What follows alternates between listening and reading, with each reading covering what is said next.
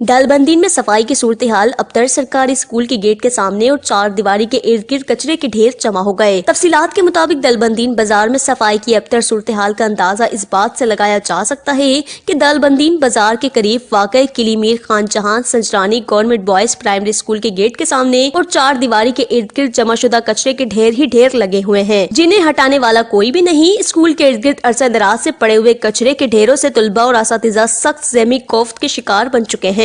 बदबू और ताफुन फैलने से तुलबा का क्लासों में बैठना दुश्वार बन गया। कचरों के इन ढेरों से मुख्तलिफ किस्म के अमराज फूट पड़ने का अंदेशा रहता है। दूसरी जानिब म्यूनिसिपल कमेटी दालबंदीन की कारकर्दगी इंतहाई मायूस कुन है। अवामी व समाजी हलकों ने डिप्टी कमिश्नर चागी मंसूर बलोच और चीफ ऑफिसर म्यूनिसिपैलिटी दालबंदीन से मुतालबा किया है कि गवर्नमेंट प्राइमरी स्कूल किली मीर खान जहां संजरानी की चार दीवारी के इर्द गिर्द कचरे के ढेर हटाने के लिए ठोस इकदाम किए जाएं, ताकि असातिज़ा समेत तुलबा को दौरान तालीम कचरे के ढेरों से फैलने वाली बदबू और ताफुन से निजात मिल सके। वश न्यूज़ चागी।